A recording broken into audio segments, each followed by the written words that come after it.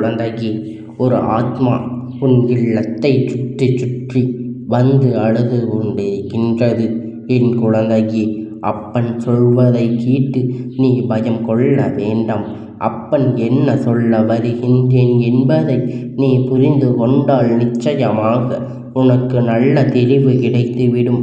என் குழந்தையே, உன் இல்லத்தை சுற்றி வருகின்ற அந்த ஆத்மா வேறு யாரும் கிடையாது. சமீபத்தில் உன்னை விட்டு பிரிந்த ஒரு உயிரான உறவுதான் என் தங்கமே. அந்த உயிரான உறவு அங்கே எதற்காக இப்பொழுது உன் இல்லத்தை சுற்றி அழுது கொண்டிருக்கின்றது என்பதனை, அதற்கு இப்பொழுது என்ன வேண்டும் என்பதை அப்பன் உனக்கு தெளிவாக சொல்கின்றேன். என் குழந்தையே, அதை கேட்டு அவர்களின் விருப்பத்தை நீ நிறைவேற்றி வைக்க வேண்டும். அவர்கள் அழுவது நிச்சயமாக உன் குடும்பத்திற்கு நல்ல விஷயம் கிடையாது. அதனால் அதை சரி செய்து அவர்களை இங்கிருந்து நீ அனுப்பி வைக்க வேண்டும். என் தங்கமே, உன் இல்லத்தை சுற்றி சுற்றி வந்து கொண்டிருக்கின்ற அந்த ஆத்மாவை நான் எப்பொழுதும் கண்டுபிடித்தேன் தெரியுமா? என் தங்கமே, நான் உன் இல்லத்தில் இரவு நேரத்தில் சுற்றி வந்து கொண்டிருக்கும் பொழுது, உனக்கு பாதுகாப்பாக நின்று கொண்டிருக்கும் பொழுது, அங்கே இந்த அழுகை சத்தம் யாருடையது என்று நான் தேடி பார்க்கும் பொழுதுதான் அங்கு ஒரு ஆத்மா நின்று கொண்டிருந்தது. நான் அதனை தீய சக்தி என்று நினைத்து விரட்டி அடிக்க முற்பட்டேன். விரட்ட முயற்சி செய்யும் பொழுதுதான் அது என்னிடம் ஓ என்று அழுக ஆரம்பித்து விட்டது. அப்பன், நான் உன்னை நம்பிதான் எங்கே நின்று கொண்டிருக்கின்றேன். எனக்கு நீ ஒரு நல்ல வழி காட்ட வேண்டும் என்று என் இடத்தில் கேட்டு கொண்டது. என்ன விஷயம்? அப்படி நீ இதனை அழுவதற்கு என்ன காரணம் என்று கேட்டபொழுது அவர் சொன்ன விஷயம் என் மனதை ரணமாக்கியது. அதனால்தான் அந்த விஷயத்தை உன்னிடத்தில் சொல்ல வேண்டும்.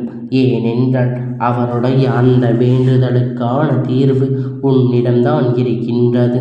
அதனால்தான் உன்னிடம் தெரிவித்து விட வேண்டும் என்று நான் வந்திருக்கின்றேன் என்பதை நீ நன்கு உணர்ந்து கொண்ட பிள்ளை அல்லவா? அதனால் அப்பன் சொல்வதை நம்பிக்கையோடு கேட்டால் மட்டும்தான் அது உன் வாழ்க்கையில் நல்லபடியாக நடக்கும் என்பதை நீ மறந்து விடாதே. என் குழந்தையே, உன் இல்லத்தை சுற்றி வருகின்ற அந்த ஆத்மா என்ன சொன்னது தெரியுமா? நான் ஒரு ஆத்மாவாக இருக்கும் பொழுது இங்கே அழைத்து திரிந்து கொண்டிருக்கின்றேன். அதற்கு காரணம் என்னுடைய இல்லத்தில் இருப்பவர்கள்தான்.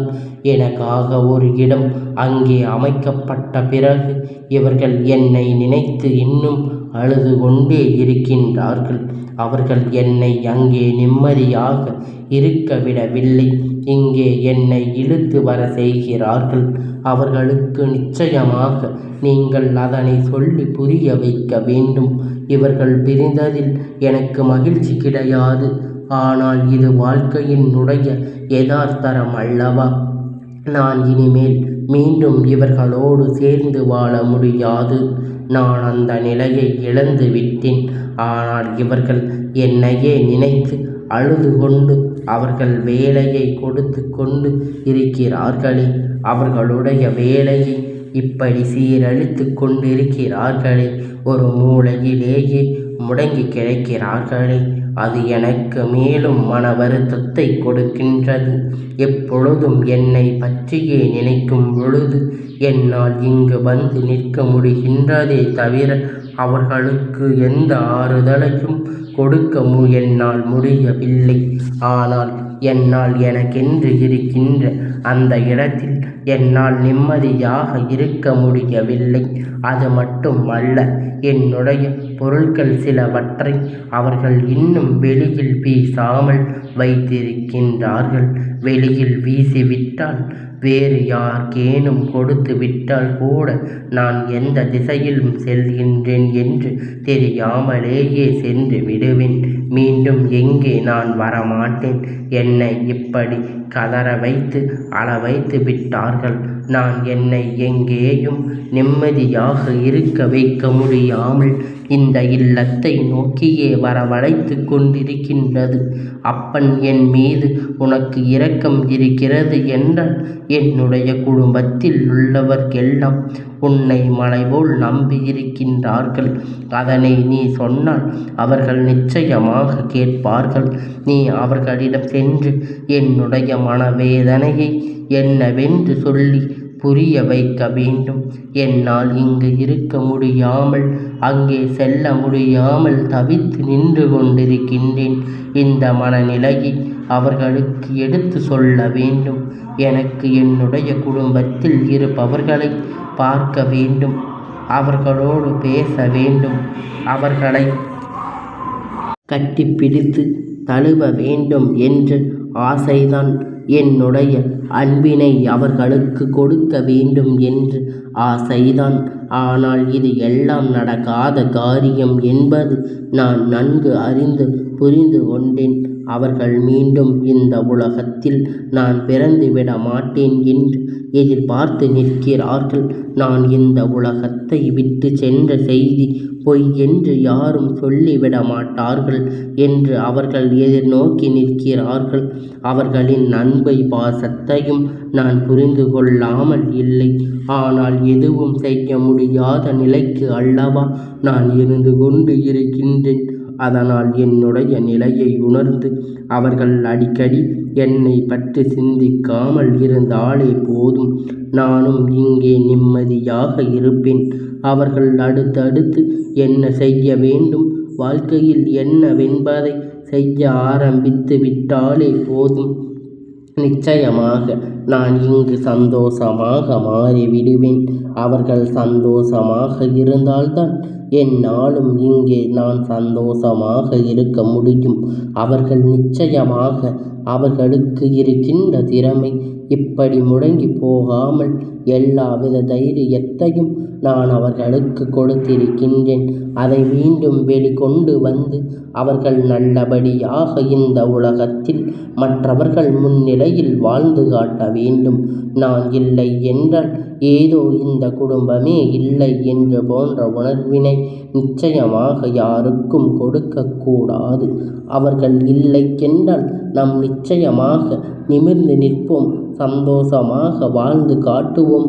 இந்த வாழ்க்கை எங்களுக்கு நிறைய விஷயங்கள் அவர்கள் மூலமாக கற்று தந்திருக்கின்றது என்று சொல்லி இவர்கள் வாழ்ந்து காட்ட வேண்டும் என்றுதான் நான் விரும்புகின்றேன்.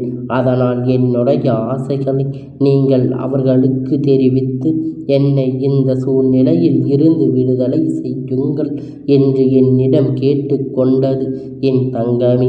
அந்த ஆத்மாவின் உணர்வுகள் என்னவென்று உனக்கு புரிந்திருக்கும் என்று நான் நினைக்கின்றேன். ஏனென்றால் இறந்து போனவர் மீண்டும் இங்கு வருவது என்பது உன்னால் நிச்சயமாக நடத்த முடியாத ஒரு விஷயம். ஆனால் நீ ஒன்றை நிச்சயமாக செய்யலாம். அவர்கள் நிம்மதியாக அவர்களின் ஆத்மா எப்படி சாந்தியடையும் என்று நினைக்கின்றார் என் தங்கமே. அதனால் அவர்கள் உன்னை பற்றி நீ நன்றாக இருக்க வேண்டும் என்றுதான் நினைக்கின்றார்கள் தவிர மேலும் இதோ வேதனையில் இருக்கக்கூடாது என்று நினைக்கிறார்கள். அவர்களுக்கான இடத்தில் அவர்களுக்கு நிம்மதியே இல்லை என்று வேதனைப்படுகின்றார்கள். என் குழந்தையே, நிச்சயமாக உன் அப்பன் எனக்கு தெரியும். உன்னால் முழுமையாக மறக்க முடியாது என்று. ஆனால் நீ கொஞ்சம் கொஞ்சமாக மறக்க முயற்சி செய்ய வேண்டும் கட்டத்தில் இருக்கின்றாய். ஏனென்றால் நீயும் அடுத்த அடியை நோக்கி நகர வேண்டும். அவர்களுக்கு அடுத்த அடியை நோக்கி சொல்ல வேண்டும். இதனால் உங்கள் வாழ்க்கை நடக்க இருக்கின்ற எல்லா விஷயங்களும் நல்லபடியாக நடக்கும் என்பதை புரிந்து கொண்டு வாழ்க்கையில் அடுத்த கட்டத்தை நோக்கி நிச்சயமாக சென்று கொண்டு இருக்க வேண்டும் என்பதை நீ நன்றாக புரிந்திருப்பாய். என் குழந்தையே, நான் நினைக்கின்றேன் என் குழந்தையே, இதனால் அவர்களுக்கு நீ விடுதலை கொடுக்க வேண்டும். அவர்கள் இங்கே சுற்றி திரிவது நல்ல விஷயம் கிடையாது. அவர்கள் மனதை காயப்படுத்தும் விதமாக இனிமேல் நடந்து கொள்ளாமல் பார்த்து கொள்ள வேண்டும். என் குழந்தையே, அவர்கள் நிச்சயமாக உன்னை எங்கு இருந்தாலும் ஆசீர்வதித்து கொண்டுதான் இருப்பார். யாருமே நீ நன்றாக இருக்கக்கூடாது என்று நினைத்து உன் இல்லத்தை சுற்றி வரவில்லை. நன்றாக இருக்க வேண்டும் என்று மனது வேதனையில்தான் உன் இல்லத்தை சுற்றி வந்து கொண்டிருந்தார்கள்.